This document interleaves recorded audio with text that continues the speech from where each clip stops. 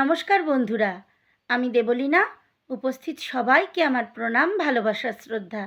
চলে এসেছি আরও একটা নতুন গল্প নিয়ে। আজ তোমাদের বলবো কচ ও দেবযানী উপাখ্যান। কচ হচ্ছে দেবগুরু বৃহস্পতির পুত্র, আর দেবযানী হলো দৈত্যগুরু শুক্রাচার্যের কন্যা। একবার দেবতারা ভাবলেন যে দৈত্যরা কি করে এত আমরা হত্যা করি, তারপরেও তারা বেঁচে যায় কি করে, কে এদেরকে বাঁচায়। তখন তারা জানতে পারলেন যে দৈত্যগুরু শুক্রাচার্য জানেন মৃত সঞ্জীবনী মন্ত্র, তাই দিয়ে সমস্ত দৈত্যদের তারা জাগিয়ে দিচ্ছেন, বাঁচিয়ে দিচ্ছেন। বলে এবার কি হবে? তাহলে এখন এই মৃত সঞ্জীবনী মন্ত্র তো আমাদেরকেও জানতে হবে, শুধু দৈত্যরা জানলে তো হবে না। কিন্তু এই মন্ত্র দৈত্যগুরুর থেকে জানবে কে?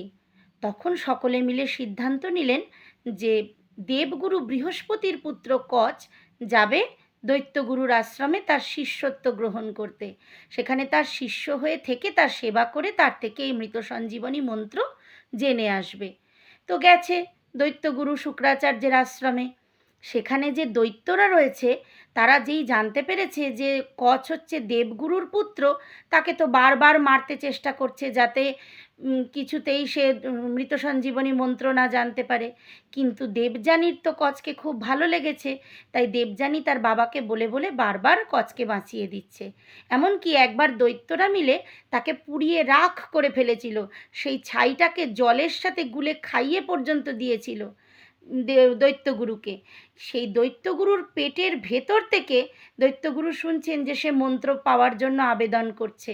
তখন দৈত্যগুরু তাকে আবার বাঁচালেন এবং বাইরে নিয়ে এলেন। সে মৃত সঞ্জীবনী মন্ত্র বললেন, তার ফলে কচ আবার মৃত অবস্থা থেকে সঞ্জীবন হয়ে এলো। হয়ে আসার পর তখন দৈত্যগুরু বললেন যে তোমার তো খুবই ইচ্ছা দেখছি, প্রবল ইচ্ছে এই মৃত সঞ্জীবনী মন্ত্র জানার, বেশ তোমাকে আমি মৃত সঞ্জীবনী মন্ত্র দিলাম। এই বলে যেই দৈত্যগুরু মৃত সঞ্জীবনী মন্ত্রটা তাকে দিল, ততদিনে তার সাথে দেবযানীর সাথে একটা প্রেমের সম্পর্ক তৈরি হয়েছে। এবার সে মৃত সঞ্জীবনী মন্ত্র পাওয়ার পর সে তো দেবলোকে ফিরে আসতে চাইছে। তখন দেবযানী বলছে, তুমি আমাকে বিয়ে করো, আমি তো তোমায় ভালোবাসি। বলে, না না, আমি তোমায় বিয়ে করব কি? প্রথম কথা, তুমি আমার গুরু, একই গুরুর আমরা দুজন শিষ্য, আমরা তো ভাই বোন হয়ে গেলাম, তা বিয়ে করা যাবে না। আর দ্বিতীয় কথা, আমি তো দেবগুরুর সন্তান, আমি দৈত্যগুরুর কন্যাকে বিয়ে করব কেন? আমি তো এসেছিলাম মন্ত্র নিতে, মন্ত্র নিয়ে চলে যাচ্ছি। তখন দেবযানী ক্ষুব্ধ হলো, বলল, কি তুমি মন্ত্র নেওয়ার জন্য আমাকে এইভাবে প্রতারণা করেছো, প্রেমের সম্পর্কে মানে ভান করেছো? তোমার এই শেখা মন্ত্র তুমি সব ভুলে যাবে। তুমি দেবতাদের আলয়ে গিয়ে আর এই মৃত সঞ্জীবনী মন্ত্র বলতে পারবে না, তোমার স্মৃতি থেকে বিস্মরণ হয়ে যাবে এই মৃত সঞ্জীবনী মন্ত্র। তখন কচও তাকে, দেবযানীকে অভিশাপ দিল, বলল যে তুমিও তাহলে কোনো রকম দেবতা এবং অসুর কারোর সাথে তুমি বিয়ে করতে পারবে না, তোমাকে কোনো দেবতা এবং অসুর কখনো বিয়ে করবে না। শেষ পর্যন্ত দেবযানীকে যযাতি বিয়ে করেছিল এবং কচ ফিরে চলে গেছিল স্বর্গলোকে। এই হলো দেবগুরু পুত্র আর দৈত্যগুরু কন্যার কাহিনী।